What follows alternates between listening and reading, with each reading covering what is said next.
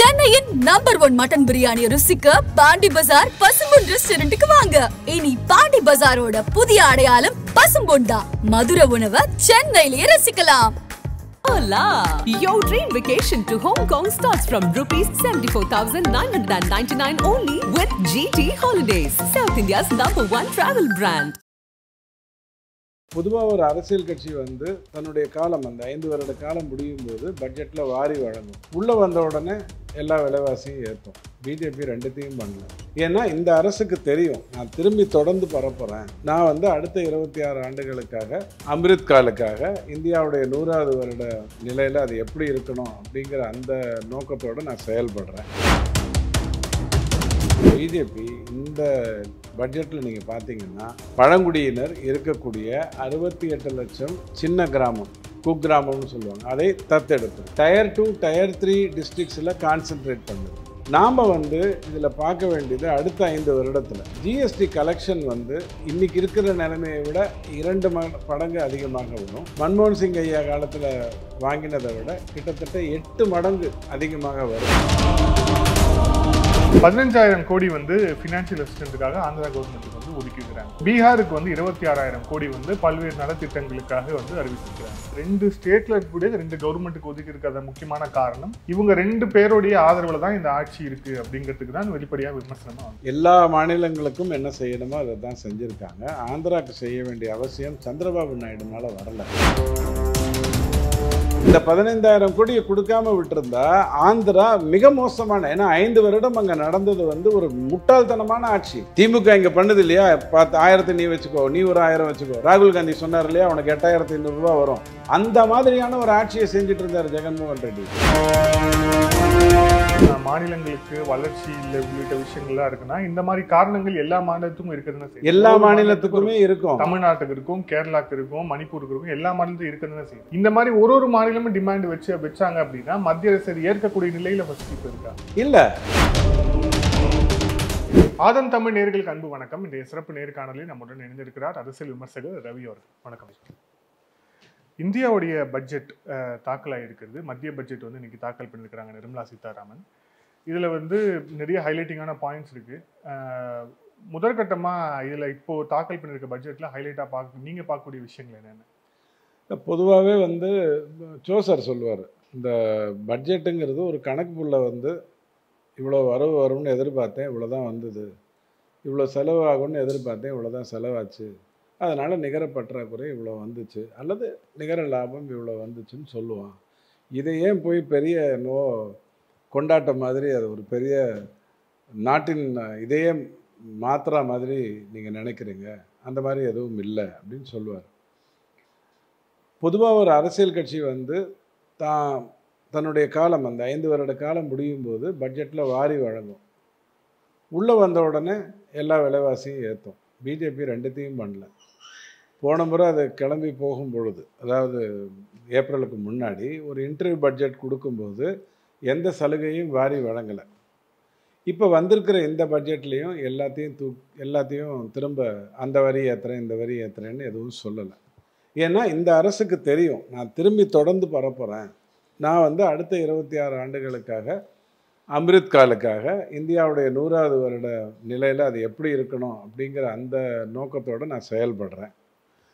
So middle கிளாஸுக்கு வந்து நசுக்கப்படுவதுங்கிறது வந்து காலகாலமாக நடந்துகிட்ருக்கிற ஒரு விஷயம். மிடில் கிளாஸ் நசுக்கப்படுதுங்கிறது, அதாவது ஒரு ஏழையாக இருந்துட்டான்னா அவனுக்கு வந்து தெரியும், நாளைக்கு எனக்கு வேலை கிடச்சிருச்சு, இந்த வாரம் எனக்கு வேலை கிடச்சிருச்சு அப்படிங்கிற ஒரு நிம்மதியோடு அவன். பணக்காரனை எடுத்துக்கிட்டீங்க அப்படின்னு சொன்னால் எனக்கு இன்றைக்கி இவ்வளோ லாபம் கிடச்சிது, அடுத்த வருஷம் இவ்வளோ லாபம் கிடைக்கும். ஆனால் மிடில் கிளாஸ் ரெண்டுத்தையுமே சொல்ல முடியாது. பிச்சையும் எடுக்க முடியாது, பிச்சையும் போட முடியாது. இது ஒரு சமூகம் பெரிய அளவில் ஒரு 5 லட்சம் வரைக்கும் வருமானம் வரக்கூடிய, 5லேருந்து 10 லட்சம் வரக்கூடிய உங்களை வந்து நீங்கள் ஒரு மிடில் கிளாஸ் அப்படின்னு சொல்கிறீங்க. இவங்க கொத்தமல்லி விலை ஏறினாலும் நசுக்கப்படுவாங்க, தக்காளி விலை ஏறினாலும் நசுக்கப்படுவாங்க, ஷேர் மார்க்கெட்டில் ஏதாவது ஒரு பிரச்சனை வந்தாலும் நசுக்கப்படுவாங்க, கோவிட் வந்தாலும் நசுக்கப்படுவாங்க. இவங்களுடைய நிலைமை அதுதான். இவங்க நிலையை தூக்கிவிடும் அப்படின்னு நம்ம இந்த பட்ஜெட்டில் எதிர்பார்த்தோம். ஆனால் வழக்கம் போல் இது ஒரு 75,000 50,000க்கு மேலே 75,000 ஸ்டாண்டர்ட் டிடக்ஷன்னு சொல்லியிருக்காங்க. ஒரு 8 கோடி பேர் தான் நம்ம நாட்டில் டைரக்ட் டேக்ஸ் கட்டுறாங்க. அதில் ஒரு 50,000 பேர் தான் தனக்கு 1 கோடிக்கு மேலே லாபம் வருதுன்னு சொல்கிறாங்க. இந்தியா பூரா 140 கோடியில். அப்போ இந்த 8 கோடி பேருடைய டைரக்ட் டேக்ஸஸில் என்ன மாற்றங்களை கொண்டு வந்துட முடியும்? என்ன பண்ணணுமோ பண்ணி. ஆனால் பிஜேபி இந்த பட்ஜெட்டில் நீங்கள் பார்த்தீங்கன்னா கிட்டத்தட்ட 68 லட்சம் ட்ரைபல் வில்லேஜஸை தத்தெடுத்திருக்கு. பழங்குடியினர் இருக்கக்கூடிய 68 லட்சம் சின்ன கிராமம், குக்கிராமம்னு சொல்லுவாங்க, அதை தத்தெடுத்திருக்கு. டயர் 2 டயர் 3 டிஸ்ட்ரிக்ஸில் கான்சென்ட்ரேட் பண்ணுது. கடந்த 10 வருடமாக இந்தியா பூரா சாலைகளும் நீரும் மின்சாரமும் போகிறதுக்கான ஏற்பாடுகளை பண்ணிச்சு. ஸோ இப்போ இந்த தத்தெடுத்துக்கிறது அப்படிங்கிற அந்த ஆஸ்பெக்டுக்குள்ளே வந்திருக்கு. நாம் இதில் பார்க்க வேண்டியது அடுத்த 5 வருடத்தில் ஜிஎஸ்டி கலெக்ஷன் இன்றைக்கி இருக்கிற நிலைமையை விட 2 மடங்கு அதிகமாக வரும். மன்மோகன் சிங் ஐயா காலத்தில் வாங்கினதை விட கிட்டத்தட்ட 8 மடங்கு அதிகமாக வரும் அப்படிங்கிறத நம்ம பார்க்குறோம். அதுக்கு உண்மையான காரணம் என்னென்னா, நானும் நீங்களும் நம்ம பரம்பரை 4-5 பரம்பரையாகவே டேக்ஸ் கட்டிகிட்டு இருந்தோம். வாங்குகிற ஒரு பொருளுக்கும் டேக்ஸ் வந்துக்கிட்டு இருந்தது. எம்ஆர்பினா என்னங்கிறது நமக்கெல்லாம் ஒரு 20 வருஷத்துக்கு முன்னாடி தான் தெரியும். எம்ஆர்பிக்கு மீறி விற்கக்கூடாதுங்கிறதே நமக்கு ஒரு 20 வருஷத்துக்கு முன்னாடி தான் நம்ம மைண்டில் இருக்கும். இல்லைனா அவர் ஒரு விலையை சொல்லுவார், நம்ம வாங்கிட்டு வந்துடுவோம். இந்த நிலையில் என்ன ஆயிடுச்சுன்னா, நாமெல்லாம் டேக்ஸ் கட்டிகிட்டு இருந்தோம். ஆனால் நம்மளிடம் வணிகம் செய்திருந்தவங்க அதை அரசுக்கு செலுத்தலை. 100 பேர் சாப்பிட்டா 20 பேர் சாப்பிட்டா மாதிரி ஹோட்டல் கணக்காரன் எழுதும். இப்போ கூட டாஸ்மாகில் பண்ணிகிட்டு இருக்காங்களே, 150 பாட்டில் வந்தால் 100 பாட்டில் தான் கணக்கில் வரும், 50 பாட்டில் கணக்கிலே வராது. அதை கேள்வி கேட்குறதுக்கு யாரும் இல்லை. ஏன்னா அங்கே பில்லும் யாரும் வாங்குறதில்ல. வர்றவன் நிலையாக வந்தாலும் போகும்போது நிலையாக போகிறதில்ல. ஸோ அது ஒரு 43,000 கோடிக்கான ஒரு ஊழல் தமிழ்நாட்டில் மட்டும் பில் இல்லாத ஒரே காரணத்தினால நடந்துகிட்ருக்கு. இது காலகாலமாக நடந்துக்கிட்டு இருந்த ஒரு விஷயம். மற்ற விஷயத்தில் தேங்காய் எண்ணெய் வாங்கும்போது, விளக்கெண்ணெய் வாங்கும்போது, ஜிஎஸ்டி வந்ததுக்கப்புறம் எப்படி அது மாறிச்சு அப்படின்னு சொன்னால், நீங்கள் ஒரு கணக்கு காட்டுறீங்க, எனக்கிட்ட ரா மெட்டீரியல், அதாவது உட்பொருள்லாம் நீங்கள் கொடுத்தீங்கன்னு எனக்கு கணக்கு காட்டுறீங்க, நீங்கள் ஜிஎஸ்டியை கட்டிடுறீங்க. நான் போய் கதை சொன்னேன்னு வச்சுக்கோங்க, மாட்டிப்பேன். துரைமுருகன் ஐயா மாதிரி 7,000 கோடிக்கு மணலை, 120 கோடிக்கு மணலை வேபில்லையே வேபில்லையே மறைச்சி இந்த வேலையெல்லாம் பண்ண முடியாது. ஏன்னா ட்ரோஜன் வச்சு கண்டுபிடிச்சிருவான், டோல் ஃப்ரீ வச்சு கண்டுபிடிச்சிருவாங்கிற மாதிரி எனக்கு யாரெல்லாம் சப்ளை பண்ணுறாங்களோ அவங்க கட்டுற ஜிஎஸ்டியை வைத்து என்னை கார்னர் பண்ணிடுவாங்க. இப்போ என்ன ஆயிடுத்து, ஜிஎஸ்டி கலெக்ஷன் மிக பெரிய லெவலில் வந்துருச்சு. 0.1% கூட வரி அதிகரிக்கலை. விலைவாசி உயர்ந்ததுக்கு காரணம், விலைவாசியாக இருந்தாலும் சட்டம் ஒழுங்காக இருந்தாலும் எல்லாமே மாநில அரசினுடைய கண்ட்ரோலில் தான் இருக்குது. மத்திய அரசினுடைய கண்ட்ரோலில் இருக்கிறது அரிசி, கோதுமை, பருப்பினுடைய விலைகள் மட்டும்தான். அதை இப்போ 80 கோடி பேருக்கு இலவசமாக பிடிஎஸ் மூலமாக கொடுக்கறதுனால அதுலேயும் உங்களுக்கு வெளில வந்துடுது. பாரத் ஆட்டா, பாரத் ரைஸுங்கிறதன் மூலமாக 29 ரூபாய்க்கு 25 ரூபாய்க்கு ஒரு பொருளை கொடுக்கக்கூடிய விலையில் வந்துருச்சு. ஆனால் மாநில அரசு கண்ட்ரோலில் இருக்கிற இந்த விஷயத்தில் என்ன ஆகும்னா, இது கட்டுப்பாட்டுக்குள்ளே இல்லாமையே இருந்தது. அப்போது 1% கூட ஜிஎஸ்டிக்கு முன்னாடி இருந்த வரி இப்போ அதிகரிக்கலை. ஆனால் இப்போ ஜிஎஸ்டி கலெக்ஷன் அதிகமாகிட்டு வர்றதுனால 4 மடங்குன்னு 5 மடங்குன்னு அதிகரித்துட்டு வர்றதுனால இனி ஜிஎஸ்டியுடைய பர்சன்டேஜஸ் 12க்குள்ளே வரலாம். உச்சபட்சமே 12ன்னு வரலாம். இப்போ 28 இருக்குது, உச்சபட்சமே 12ன்னு வரலாம். டாஸ்மாக் காரியான விஷயத்தில் ஜிஎஸ்டிக்குள்ளே கொண்டு வரலாம். பெட்ரோலையும் டீசலையும் ஜிஎஸ்டிக்குள்ளே கொண்டு வரலாம். இது எல்லாம் நம்மளுடைய விலைவாசியை மிகப்பெரிய அளவில் குறைக்கும். இப்போ ஜிஎஸ்டிக்குள்ளே பெட்ரோலும் டீசலும் வந்துருச்சுன்னா ஏறத்தாழ 30 ரூபா அதில் விலை கம்மியாகும். இப்போ 2 வருடமாக பெட்ரோல் டீசல் விலையில் எந்த மாற்றமும் இல்லைனாலும் உங்களுக்கும் எனக்கும் எந்த பொருளினுடைய விலைவாசியும் குறையலை. ஆனால் எல்லா பொருளினுடைய விலைவாசிக்கும் பெட்ரோல் தான் காரணம்னு இவங்க பேசிக்கிட்டு இருந்தாங்க. ஸோ இந்த பட்ஜெட்டில் நான் கண்டிப்பாக பெரிய நட்சத்திர வெடிப்புகளெல்லாம் நான் பார்க்கவே இல்லை, உண்மையிலே பார்க்கல. ஏன்னா இது ஒரு கணக்கு புள்ள கொடுக்குற ஒரு பட்ஜெட்டு. ஆனால் ஒரு தொலைநோக்கு உள்ள அடுத்த 26 வருடங்களில் என்ன பண்ணணுங்கிற தொலைநோக்கோடு கொடுக்கப்பட்டிருக்கிற ஒரு பட்ஜெட்டாக மட்டும்தான் நான் பார்க்குறேன். சோப்ஸ் இதில் நான் எதிர்பார்க்கல.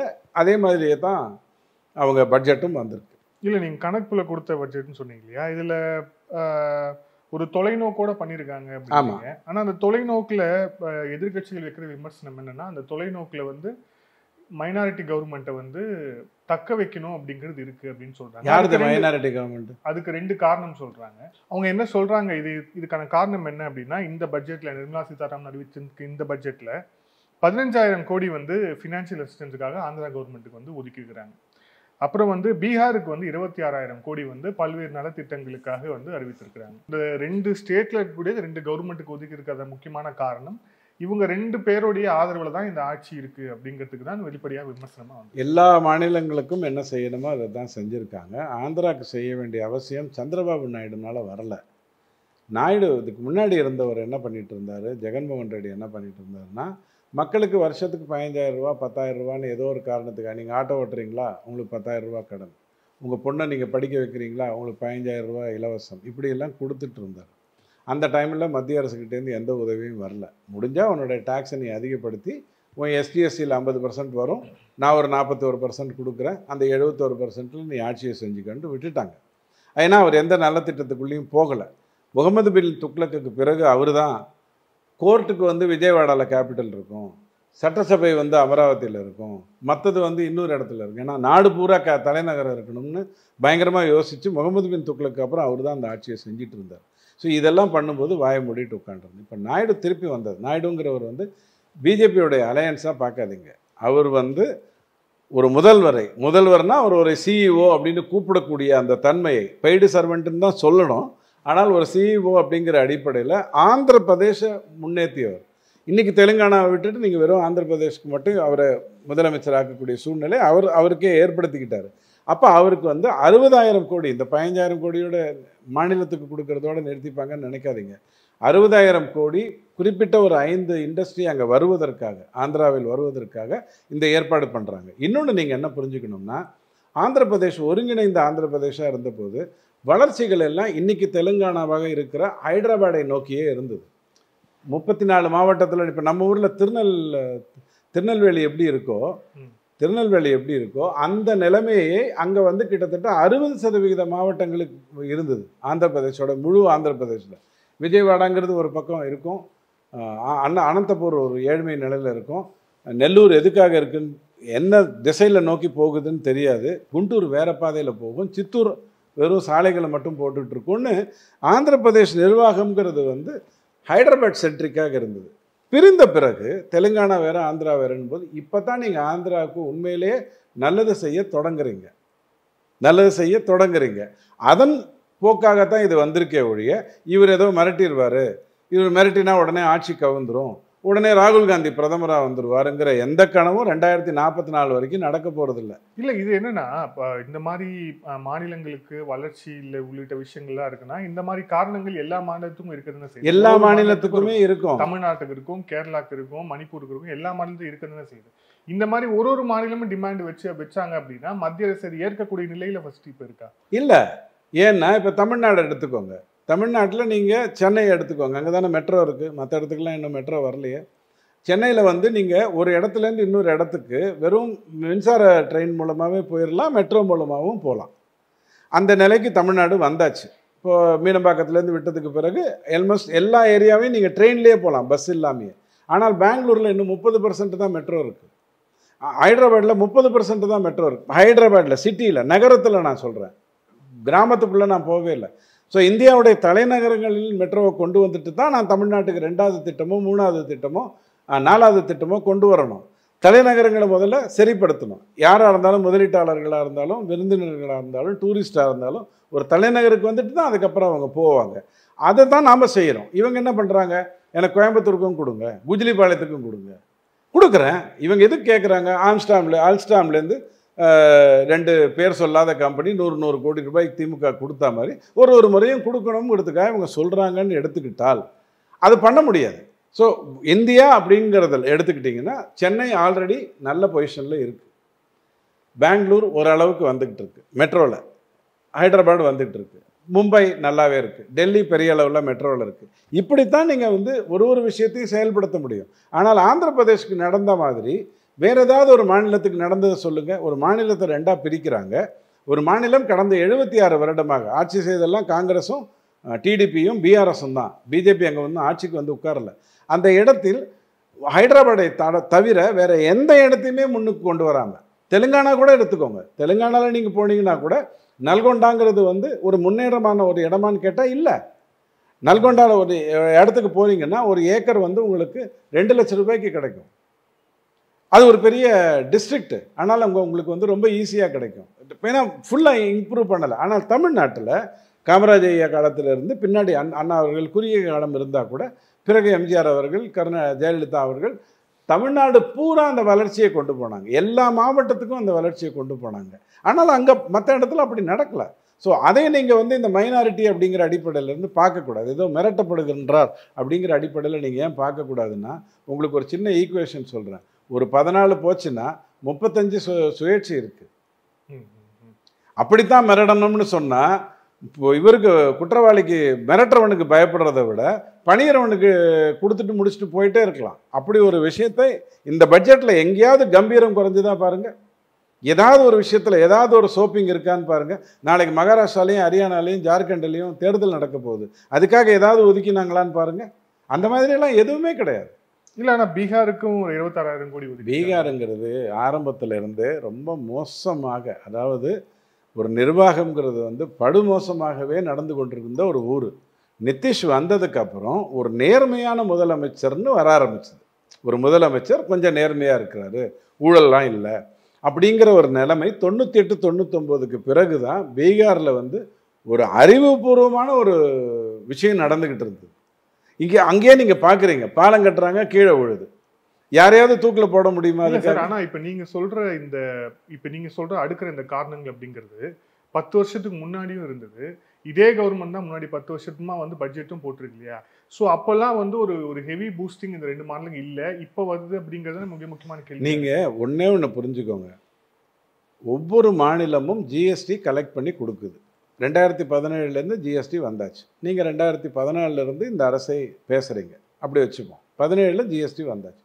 ஜிஎஸ்டி வந்த உடனேவே என்ன முடிவாயிடுதுன்னா, உங்கள் மாநிலத்திலேருந்து என்ன வருவாய் வருகிறதோ அதில் 50% ஒன்றோடது, என்னுடைய 50%ல் 41% ஒன்றோடது, மீதி இருக்கிற 29% வச்சு உன்னுடைய மாநிலத்திலே துறைமுகம், ரயில்வே இதெல்லாம் நான் நிர்ணயிக்கணும். அதை தவிர மற்ற மாநிலங்களுக்கு நான் கொண்டு போய் எங்கே முன்னேறலையோ அந்த இடத்துக்கு நான் கொண்டு போய் சரி பண்ணணும். ஏன்னா 60 ஆண்டு காலமாக கொள்ளு தாத்தா, பாட்டி, அப்பா, பையன்னு சொல்லி ஒரு ஆட்சியை நடத்தி 89 வரைக்கும் எந்த ஒரு முன்னேற்றத்தையும் இந்தியா பூரா கொடுக்காம பண்ணிட்டாங்க.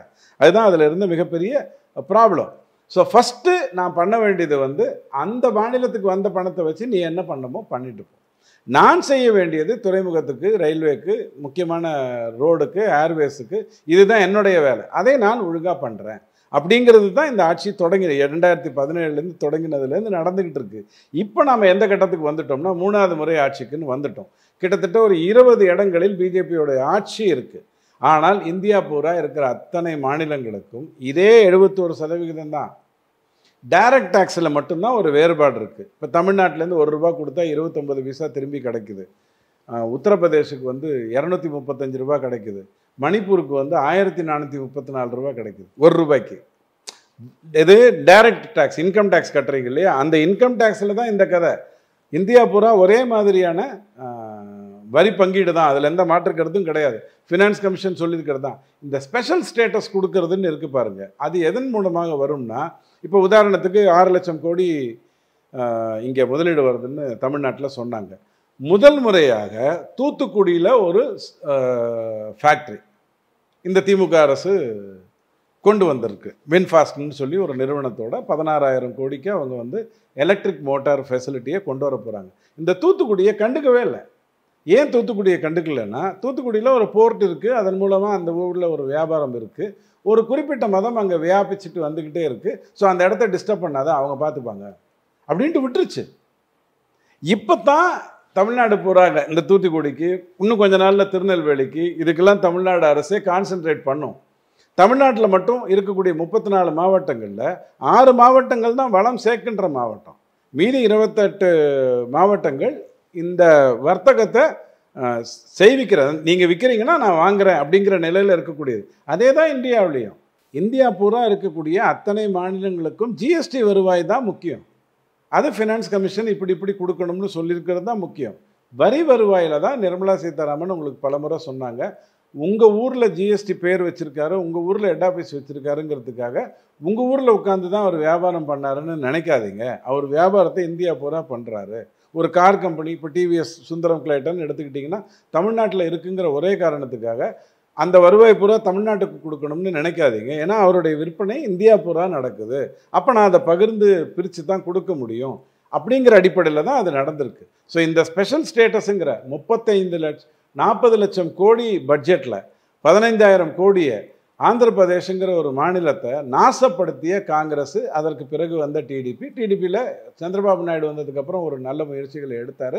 அதை ரெண்டாக பிரித்து எல்லா அட்டுழியங்களையும் பண்ண நிலையில் அதை கொண்டு வருவதற்காக ஒன்று நடந்திருக்க ஒழிய நீங்கள் கேட்ட ஸ்டேட்டஸ் அவர் கொடுத்தாரா? மாநிலத்துக்கான ஸ்டேட்டஸ் அவர் எடுத்து கொடுத்துட்டாரா? இல்லை, மாநிலத்துக்கான ஸ்டேட்டஸுங்கிறது வெறும் பேர் தானே. பேருக்கு பின்னாடி அவங்க கேட்கறது ஃபினான்ஷியல் எய்டு தான். அந்த ஃபினான்ஷியல் எய்டு தான் இப்போ ஸ்டேட்டஸுக்கும் பேருக்கும் நிறைய வித்தியாசம் இருக்குது. ஒரு ஸ்டேட்டஸ் கொடுத்துட்டோம்னா எப்படி 370 காஷ்மீரை வந்து இவ்வளோ நாள் பாதுகாத்துட்டு இருந்ததோ அது மாதிரி பல இடங்களில் பாதுகாப்பு வரும். அதை கொடுக்கணும்னு முயற்சி பண்ணவே இல்லை. அது ஜம்மு காஷ்மீரோடைய அந்த சப்ஜெக்ட் வேற. பட் இவங்க மெயினாக கேட்குற ஸ்டேட்டஸுங்கிறது ஃபினான்ஷியல் எய்டுக்கான ஸ்டேட்டஸ். ஒரு ஸ்டேட்டஸ் கொடுத்துட்டா நிறைய விஷயங்கள் அதில் வந்து லாபங்களை அந்த ஸ்டேட்டஸுக்கு, அந்த ஸ்டேட்டுக்கு கொடுக்கும். அதை நீங்கள் நல்லா புரிஞ்சுக்கோங்க. ஸ்டேட்டஸ்னா உடனே பணம் கிடைக்குங்கிறது மட்டும் கிடையாது. இல்லை, மெயின் ஃபோக்கஸ் மெயினாக அவங்க கேட்கறது எல்லாமே பணம் தானே. அல்டிமேட்டாக ஒரு வீட்டில் இருக்கோம், அண்ணன் தம்பின்னு இருக்கும், சம்பாதிக்கிறவன் பணக்காரன், தண்டசோறுங்கிறது இப்போ வந்து அது மத்திய அரசு இன்டைரக்டா கொடுக்குது அப்படிங்கிறது ஒரு கிடையாது. இந்த 15,000 கோடியை கொடுக்காம விட்டுருந்தா ஆந்திரா மிக மோசமான, ஏன்னா 5 வருடம் அங்கே நடந்தது வந்து ஒரு முட்டாள்தனமான ஆட்சி. திமுக இங்கே பண்ணுது இல்லையா, 10,000 நீ வச்சுக்கோ, நீ ஒரு 1000 வச்சுக்கோ. ராகுல் காந்தி சொன்னார் இல்லையா, உனக்கு 8,500 ரூபா வரும். அந்த மாதிரியான ஒரு ஆட்சியை செஞ்சுட்டு இருந்தார் ஜெகன்மோகன் ரெட்டி. அங்கே எப்படி வளம் கொண்டு வரணுங்கிறதுல எந்த சிந்தனையும் அவர் மெயின்டைன் பண்ணலை. அதனால தான் அவர் தோத்தார். இல்லைனா 5 வருடத்துக்கு முன்னாடி அவருடைய நிலைமை ரொம்ப நிறைய நம்பிக்கைகளோடு அவர் வந்தாங்க. ஏன்னா உண்மையை சொல்கிறேன், சந்திரபாபு நாயுடு ஒன்றும் ஊழல் செய்யாதவர் இல்லை. அவர் நம்மளை விட, இறந்த நம்மளை விட மிகப்பெரிய ஊழல்காரர் தான் அவரும். ஆனால் ஒரு தொலைநோக்கு உண்டு. ஒரு வேலையை செய்துட்டு அதன் மூலமாக வர்றது தான் அவர் பண்ணுவார். அவரோடது ரொம்ப சிம்பிள் பாலிசி இருக்கும். நான் 2 ஏக்கர் நிலம் கொடுக்குறேன், 1 ஏக்கரில் நீ உனக்கு வேண்டியதை கட்டிக்கோ, 1 ஏக்கரில் எனக்கு நீ வேண்டியதை கட்டி கொடுக்கணும். இதுதான் டீலு. இந்த மாதிரி நிலங்களை பகிர்ந்து தான் அவரோட தன்னுடைய மாநிலத்தை நல்ல நிலைமை கொண்டு வந்தார். 5 வருடம் நாசப்படுத்திட்டாங்க. எந்த ஒரு முன்னேற்றமும் இல்லை, எந்த ஒரு முதலீடும் வரல. இப்போ இங்கேயே பார்த்துக்கோங்க, இன்னொரு சின்ன எக்ஸாம்பிள் சொல்கிறேன். அதே தெலுங்கானா பாருங்கள், தெலுங்கானா 7வது இடத்துல இருந்தது. பிஆர்எஸ் இருந்ததுனால அங்கே முன்னேற்றம் வரல, முதலீடுகளில் முன்னேற்றம் வரல. இப்போ காங்கிரஸ் கவர்மெண்ட் வந்த உடனே அது டக்குன்னு 5வது இடத்துக்கு வந்து தமிழ்நாடு 7வது இடத்துக்கு தள்ளி விட்டுருச்சு. 3 பில்லியனுக்கு மேலே. இந்த ஒரு வருடத்துக்குள்ளே நடந்த விஷயம், ஒரு தேர்தலில் நடந்த மாற்றம். இது ஏன் அன்னைக்கு பிஆர்எஸ் இருக்கும்போது நடக்கலை? ஏன்னா ஊழல் மெலிந்திருந்தது. ஹைதராபாத் மட்டும் ஃபோக்கஸ் பண்ணிவிட்டு மற்ற எல்லா இடத்துலையும் ஊழல் வியாபித்திருந்தது.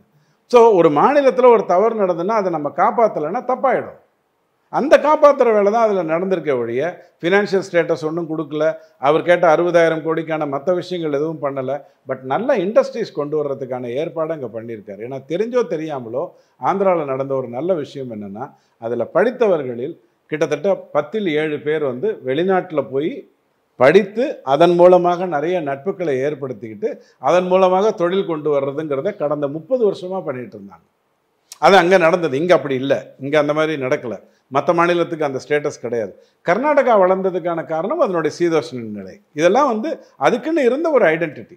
ஆந்திராக்குன்னு எந்த ஒரு விஷயமும் கால் பிடிப்பதற்காக செய்யலை. இதில் இப்போ அடுத்த ஒரு விமர்சனமாகவும் இருக்குது. காங்கிரஸும் அதை வந்து எழுப்பியிருக்கிறாங்க. கார்பரேட் டேக்ஸ் வந்து 40% இருந்துச்சு, அது வந்து 30%, 5% கம்மி பண்ணி 35% கொண்டு வந்திருக்காங்க அப்படிங்கிறது. இது வந்து தேவையான ஒரு ரிடக்ஷனா அப்படின்னு வந்து காங்கிரஸ் வந்து ஒரு விஷயத்தை நீங்கள் பாருங்கள். ராகுல் காந்தி மாதிரி எப்போதும் யோசிச்சிடக்கூடாது. சின்ன புக்கை கையில் வச்சுக்கிட்டு இதுதான் கான்ஸ்டியூஷன் நினைக்கக்கூடாது. கான்ஸ்டியூஷன் ரொம்ப பெருசு, அவர் மாதிரி யோசிச்சிடக்கூடாது. இப்போது கார்பரேட் டேக்ஸை வந்து கூட்டுறாங்கன்னு வச்சுக்கோங்க. 40%க்கு பதிலாக 45% கொண்டு வந்துடுறாங்க. கார்பரேட் என்ன பண்ணும்? தான் இருக்கிற பொருளெல்லாம் அந்த 5% சேர்த்துரும். யார் பணம் கொடுப்பா? நானும் நீங்களும். இப்போ ஒரு உதாரணத்துக்கு விவிடி தேங்காய் எண்ணெய் 40% ஆகிப்போச்சு. என்னாகும்? தேங்காய் விலை 2 ரூபா அதிகமாகும், இல்லை 1 ரூபா அதிகமாகும். யார் கொடுக்க போகிறா? நானோ நீங்களும். இது ஏதாவது ஒரு அர்த்தம் இருக்கா? அதுக்கு பதிலாக 5% குறைத்தால் 5% குறைத்தால் என்னாகும்? அவங்க உடனே விலையை குறைச்சிட மாட்டாங்க. பெட்ரோலில் ஏமாத்தின மாதிரி நீங்கள் கதை விட முடியாது. பெட்ரோல் விலை குறைஞ்சதுன்னா விலையெல்லாம் குறைஞ்சிடும்னு கதை விட முடியாது. குறைக்க மாட்டாங்க. ஆனால் என்ன ஆகும்னா அவங்களுக்கு லாபம் அதிகமாகும். அவங்களுக்கு லாபம் அதிகமாகுமா? யாருக்கு? அந்த கம்பெனியுடைய டைரக்டர்ஸுக்கு. டிவிடெண்ட் டேக்ஸை 42% கொண்டு வந்துட்டாங்க. போன 2 வருடத்துக்கு முன்னாடியே இந்த அரசாங்கம் செய்த ஒரு நல்ல விஷயம். ஸோ முதலாளிகள் சம்பாதிக்கின்ற அந்த லாபத்தில் டேக்ஸை வாங்கிட்டாங்க. முதலாளிகள் உற்பத்தி செய்கின்ற அந்த பொருட்களில் டேக்ஸை குறைப்பதற்கான வழியை செஞ்சுருக்காங்க. நீ குறைத்தால் நல்லது, எப்படியும் குறைக்க மாட்டேன். அந்த காலத்தில் டாடா பிர்லா, இந்த காலத்தில் அம்பானி அதானி, குறைக்க மாட்டேன். ஆனால் அட்லீஸ்ட் குறைத்தால் நல்லதுன்னு இந்த 5% குறைச்சிருக்காங்க. அதில் இன்னொரு லாபம் என்னென்னா, இந்த எம்எஸ்எம்இலேருந்து கொஞ்சம் வளர்ந்து வர்றாங்க இல்லையா, அவங்களுக்கு இது பயன்படும். ஆனால் முதலாளிகளிடமிருந்து என்ன பணம் வாங்கணுமோ அந்த டிவிடெண்ட் டேக்ஸ் மூலமாக வாங்கிட்டோம். ஸோ இந்த காங்கிரஸில் இருக்கக்கூடிய இந்த சின்ன புக்கை வச்சுட்டு இருக்கக்கூடிய அந்த அற்புதமான மனிதர் இதையெல்லாம் அவருக்கு தெரியாது, சொல்லிக் கொடுக்க மாட்டாங்க. அதனால் அவருக்கு இந்த டிவிடெண்ட் டேக்ஸ் அதிகப்படுத்தினதை பற்றி தெரியாது. உங்களுக்கு வர்ற லாபத்துலேருந்து நான் காசை வாங்கிட்டேன். நீங்கள் முதலாளி உங்ககிட்டேருந்து நான் வர்ற லாபத்தில் டிவிடெண்ட் டேக்ஸில் அதிகப்படுத்தி நான் வாங்கிட்டேன். ஆனால் நீங்கள் விற்கின்ற அந்த பொருளுக்கு உங்கள் கார்பரேட்டுக்கு நான் கம்மி பண்ணதுனால நீங்கள் இப்போ 5% கம்மியாக பொருளை கொடுப்பதற்கு வாய்ப்பு இருக்குது. அதன் மூலமாக உங்களுக்கும் எனக்கும், அதாவது எனக்கும் முத்துசாமிக்கும் லாபம் இருக்குது. இதுதான் இந்த பட்ஜெட்டில் நடந்திருக்கிற ஒரு நல்ல விஷயம். இதை ராகுல் காந்தி பேச மாட்டார், ஆனால் அவருக்கு அதை பற்றி தெரியாது. காங்கிரஸோடைய மூத்த தலைவர் ஜெயராம் ரமேஷ் இந்த பட்ஜெட் சம்பந்தமாக ஒரு விமர்சனம் வச்சிருக்கிறாரு. காங்கிரஸோடைய மேனிஃபெஸ்டோவை கிட்டத்தட்ட ஒரு காப்பி அடிச்ச மாதிரி இருக்கு இந்த பட்ஜெட். நிர்மலா சீதாராமன் இன்டர்ன்ஷிப் எடுத்த மாதிரி நிறைய ஸ்கீம்ஸ் காங்கிரஸ்ல பாரத் ஜோடோ யாத்திரையில நியாய யாத்திரால ராகுல் காந்தி முன்வைத்த நிறைய விஷயங்களை இந்த பட்ஜெட்ல எடுத்திருக்கிறாங்க. இப்போ உங்ககிட்ட நான் ஒரு அட்வைஸ் கேட்குறேன் சார், எப்படி சார் நல்லா இருக்கணும்? அப்போ நீங்கள் நிறைய அட்வைஸ் கொடுப்பீங்க. நீங்கள் பின்பற்றுறீங்களோ இல்லையோ, நீங்கள் சொல்வீங்க இதெல்லாம் பண்ணு, இப்படி பண்ணினா நல்லா வருவேன் அப்படின்னு நிறைய அட்வைஸ் கொடுப்பீங்க. நான் போய் எதையோ யோசித்து முன்னுக்கு வந்துட்டேன்னு வச்சுக்கோங்க, ஓகே நீங்கள் சொல்லலாம், நான் சொன்னதை வச்சு தான் அந்த ஆள் போய் முன்னுக்கு வந்தேன். ஆனால் நீங்கள் 100 சொன்னீங்க, நான் எதை அதில் எடுத்துக்கிட்டு முன்னுக்கு வந்தேன் அதை நான் பார்க்கணும்.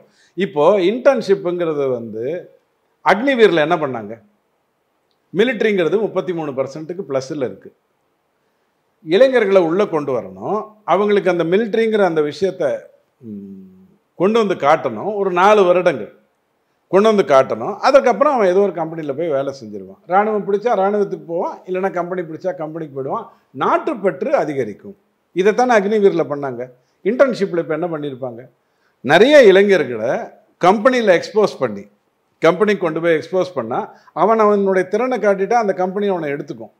அவன் அந்த திறமையை காட்டலைன்னா அவன் திருப்பி பழைய வேலையை பண்ணிடுவான். அக்னிவீரில் எதிர்த்துட்டு இதில் ஆதரிச்சுட்டு என்னால் தான் நீ பண்ணேன்னு சொன்னால் என்ன அர்த்தம்? நீங்கள் ஒரு மாவு வச்சுட்டு இருந்தீங்க, நான் தோசை சுட்டு வளர்ந்துட்டேன். நான் ஊத்தப்பம் சுடும்போது என்னை விமர்சிச்சிட்டீங்க. மாவு நீங்கள் தானே மாவு. நான் ஊத்தப்பத்துக்கு பதிலாக தோசை சுட்டேன், இவ்வளவு தானே. அக்னிவீரில் எதை நீங்கள் பழி சொன்னீர்களோ, இது இளைஞர்களை ஏமாத்துற வேலை. 17 லட்சம் ரூபா கிடைக்கும் 4 வருடத்தில் அவனுக்கு சம்பளம் மட்டும். நாட்டின் மேலே அவனுக்கு ஒரு மரியாதை வரும், அந்த இராணுவ வீரங்கிற அந்த எண்ணம் வரும். அதற்கப்புறம் அவன் இராணுவத்தில் சேருவான், இல்லைனா ஏதோ ஒரு வேலையில் போய் சேருவான். நாட்டின் இராணுவ வீரர்களுடைய வயசு 33லேருந்து 26 அல்லது 28க்குள்ளே நிற்கும். இது எவ்வளோ பெரிய ஸ்கீமு. அதை எதிர்த்துட்டு இன்னைக்கு இன்டர்ன்ஷிப்புக்கு பேசுவீங்கன்னா என்ன அர்த்தம்? காங்கிரஸ்காக தான் எதிர்க்கிறாங்களா? எக்ஸ் மிலிட்டரி ஆஃபீஸர்ஸே எதிர்க்கிறாங்க. இந்தியா பூரா, ஈவன் இந்தியன் ஆர்மியில் இன்டர்னல் இருக்கக்கூடிய ஒரு பாடியை என்ன ப்ரப்போஸ் பண்ணியிருக்காங்க, இதை 8 வருஷம் ஆக்கணும், நிறைய ஸ்கீம்ஸ் இன்னும் ஜாஸ்தி ஆக்கணுங்கிறது அவங்களே ப்ரப்போஸ் பண்ணி. நியாயமான விஷயம். நீங்கள் 2 விஷயத்த உங்கள் நேயர்களுக்கு எப்போதுமே சொல்லுங்கள். நீதிமன்றம் இந்தியாவில் நேர்மையாக நடக்குது, அது என்றைக்குமே எந்த தப்பும் பண்ணாது. ஆனால் அங்கே அப்பாவுடைய பையன் நீதிபதியாக வராரு, பையனுடைய பேரன் நீதிபதி. திமுகவில் எப்படி கருணாநிதி ஐயா, அப்புறம் ஸ்டாலின், அப்புறம் உதயநிதி, அப்புறம் இன்பநிதிங்கிற துர்பாகியம்லாம் வருமோ, அது நீதிமன்றத்தில் கொலிஜியம் மூலமாக ஆல்ரெடி வந்துக்கிட்டு இருக்கு. ஸோ நீதிமன்றத்தை பற்றி நல்ல விஷயங்களை சொல்லும் பொழுது இந்த ஒரு ஆபத்தை நாம் சொல்லணும். ஐயா பார்த்துக்க, அங்கே எல்லாம் அப்பன் பையன்தான் நீதிபதியாக வர்றான், கொஞ்சம் ஜாகிரதையாக இருந்துக்க. அதே மாதிரியே மிலிட்ரியில் என்ன ஆகி போச்சு, இந்தியாவில் ஒரு குறிப்பிட்ட ஏரியாஸில் இருந்து மிலிட்ரிக்கு தொடர்ந்து ஆள் போகிறாங்க. இப்போ நீங்கள் இந்தியா பூரா கூப்பிட ஆரம்பிச்சிட்டிங்கன்னா அது அவங்கள பாதிக்கும். அவங்க அந்த கூக்குரலை சொல்லுவாங்க, அவங்க தன்னுடைய எதிர்ப்புகளை தெரிவிப்பாங்க. இப்போ உதாரணத்துக்கு புதுக்கோட்டையிலேருந்து நிறைய பேர் துபாய்க்கு போகிறாங்க. நீங்கள் துபாய்க்கு போகிறதுக்கு நிறைய பேர் அறந்தாங்கியிலேருந்து பேராவூரணியிலேருந்து ஏற்பாடு பண்ணிட்டீங்கன்னா புதுக்கோட்டையிலேருந்து ஒரு எதிர்ப்பு வரும். அந்த எதிர்ப்பு நியாயமானது தான். இல்ல ஆனா அவ வந்து அடுத்த ஜெனரேஷன் வந்து அதுக்கு தகுந்த மாதிரியான ஒரு மெரிட்டா மாத்திட்டு கொண்டு போறதுல என்ன சிக்கல்? ஐயோ அப்படித்தானே கருணாநிதி ஐயா மெரிட் எல்லாம் மாத்தி ஸ்டாலின் ஐயா அரசியல் இல்லைங்க. அப்பாக்கு பையன் சொல்றேன், அப்பாக்கு பையன் வர்றதுங்கிற சிஸ்டம் வச்சுக்கிட்டீங்கனாலே அங்க ஓரவஞ்சனை வந்துடும். அது நீதிமன்றமா இருந்தாலும் ஓரவஞ்சனை வரும், மிலிட்டரியா இருந்தாலும் ஓரவஞ்சனை வரும். நீங்க இந்த நாட்டுக்கு சார் நீங்க அரசியல் சொல்றீங்கன்னா ஒத்துக்கலாம். அரசியல் அப்படிதான். ஏன்னா அவரு கட்சி நீதிமன்றத்துல இல்ல அவர் கட்சி தலைவரா இருக்காரு, பையனை ப்ரப்போஸ் பண்றாருன்னா ஒத்துக்கலாம். நீதிமன்றத்திலயும் வந்து ஆர்மிலயும் மெரிட் பேசிஸ் இருக்கணும், கிடையாது, இருக்கணும், ஃபிட்னஸ் இருக்கணும், எல்லாமே இருக்கணும் இல்லையா? எல்லாமே இருக்கணும். ஆர்மி ஆஃபீஸர் பையனா இருந்தா டிபி பேஷண்டா இருந்தா உள்ள எடுத்துப்பாங்களா? எல்லாமே இருக்கணும். டிபி பேஷண்டா இருந்தா எடுத்துக்க கூடாது. ஐஏஎஸ்க்கு மட்டும் ஒரு விவாதம் வந்திருக்கு, கொஞ்சம் பார்த்துக்கோங்க, பலவீனமானவர்கள் ஐஏஎஸ் கொண்டு வராதிங்கன்னு வந்திருக்கு. அது அப்புறம் பேசுவோம். நீதிமன்றத்தில் எல்லாமே கரெக்டாக தான் இருக்குது. ஆனால் அந்த கொலேஜியம்னு ஒன்று வச்சுக்கிட்டு முடிவு பண்ணுறாங்க இல்லையா, யார் வந்து முக்கிய பதவிகளுக்கு வரணும்னு முடிவு பண்ணுறாங்க இல்லையா, அந்த இடத்துல அப்பாவுடைய பையன் வந்துடுறான். அந்த ஆபத்தை நம்ம உணரணும். இன்றைக்கி அதை வந்து கை வைக்க முடியாமல் இருக்குது. ஏன் கை வைக்க முடியாமல் இருக்குன்னா, அதில் கை வைக்கணும்னா 400 சீட்டு வந்திருக்கணும். 1 லட்ச ரூபாய்க்கு ஆசைப்பட்டு ஒரு 60 சீட்டை தூக்கிட்டீங்க, அதனால் பிரச்சனை வந்துருச்சு. அதில் கை வைக்கணும். இல்லைன்னா நாட்டின் எதிர்கால நீதிமன்றம்ங்கிறது அப்பா பையன் தான் ஆகிடும், இல்லைன்னா பேரன் பேத்தி தான் ஆகிடும். அதுதான் முக்கியமான பிரச்சனை. மிலிட்ரிக்கு நான் வர்றேன், எடுத்துக்கிட்டேன் இந்த பிரச்சனைக்கு வரேன். மிலிட்ரியில் ஏன் அக்னிவீருக்கான எதிர்ப்பு வந்ததுன்னு சொன்னால், ஒரு குறிப்பிட்ட மாவட்டங்களிலிருந்து ஒரு குறிப்பிட்ட மாநிலங்களிலிருந்து அதிக பேர் போயிட்டு இருந்தாங்க. அது இன்னைக்கு இந்தியா பூரா வருவாங்க, அதுவும் இளைஞர்கள் வருவாங்க. அப்படின்னும் போது நம்ம சோற சும்மா இருக்க மாட்டார் இல்லையா. வெளிநாட்டில் நிறைய பேர் இருக்காங்க. எந்தெந்த இடத்துலலாம் ஜனநாயகம் தழைத்து வழங்குதோ அந்த இடத்தெல்லாம் சிதைக்கணுங்கிறதுக்காக வேலை செய்யறதுக்கு நிறைய பேர் இருக்காங்க. அவங்க இதை அனுமதிக்க மாட்டாங்க. இந்த நாட்டில் இருக்கிற மிகப்பெரிய ஆபத்தை எல்லாரும் உணரணும். கடலோர மாவட்டங்களிலும் எல்லையோர மாவட்டங்களிலும் ஒரு குறிப்பிட்ட மதம் சார்ந்தவர்கள் உருவாகி கொண்டு வருகிறார்கள். அடுத்த 100 ஆண்டு திட்டம் அவங்களோடது என்ன அப்படின்னு சொன்னால், எல்லைகளை எல்லாம் தனதாக்கி கொண்டுட்டு கடலோரத்தை எல்லாம் தனதாக்கி கொண்டுட்டா நடுவில் வாழ்கிறவனுடைய நிலைமை சட்டியில் போட்ட எரிகின்ற சட்டியில் போட்ட ஆமை மாதிரி தண்ணி குழு குழுன்னு இருக்கும், கொஞ்ச நாளில் சூடு வந்து செத்து போயிடும். அப்படிங்கிற அந்த ஏற்பாடு இங்கே நடந்து கொண்டு இருக்கிறது. அதையெல்லாம் முன்னிறுத்தி தான் நீங்கள் இராணுவத்தை கொண்டு வரணும், அதையெல்லாம் முன்னிறுத்தி தான் நீங்கள் நீதிமன்றத்தை காப்பாற்றணும். இது எல்லாம் தான் இங்கே நடந்துக்கிட்டு இருக்கு. ஸோ அடுத்த 26 வருடத்தில் இதில் ஒவ்வொன்றா தட்டி சரி பண்ண வேண்டிய அவசியம் இருக்குது. இன்றைக்கி தான் நம்ம வந்து சடக் பாணி பிஜிலிக்குள்ளே வந்திருக்கோம். அதாவது இந்திரா காந்தி அம்மாலாம் அதை பற்றி நிறைய பேசியிருப்பாங்க. நீ பழைய ரெக்கார்டிங்லாம் போய் பார்த்தீங்கன்னா சொல்லுவாங்க, இந்தியா பூரா அது கிடைக்கணும், இந்தியா பூரா அது கிடைக்கணும்னு. அவங்க பையன் கூட கொடுக்கல, அதுக்கப்புறம் மன்மோகன் சிங் ஐயாவும் கொடுக்கல. இது எல்லாம் செஞ்சு முடிச்சாச்சு. இப்போது டாக்ஸ் விஷயத்தில் கலெக்ட் பண்ணுறதுங்கிறது நிர்பந்தமாக மாற்றியாச்சு. இன்னும் 2 பெரிய விஷயம் இருக்குது. லேண்டுக்குன்னு ஒரு ஆதார் கொண்டு வரணும். நீங்கள் ஒரு லேண்டு வாங்கினா அது உடனே நாட்டுக்கு தெரியணும். நீங்கள் தான் அந்த லேண்டினுடைய ஓனரான்னு வாங்குற எனக்கு தெரியணும். அதுக்கு டின்னு மாதிரி, டின்னுக்கு பதிலாக லின்னு கொண்டு வருவாங்க. டின்னுங்கிறது directors identification number, land identification number கொண்டு வருவாங்க. லேண்ட் ஐடென்டிஃபிகேஷன் நம்பர் கொண்டு வந்து பண்ணணும். ரெரா வச்சுக்கிட்டு மட்டும் காப்பாற்றிட முடியாது, ஏமாந்து போகிறவங்க நிறைய பேர் இருக்காங்க.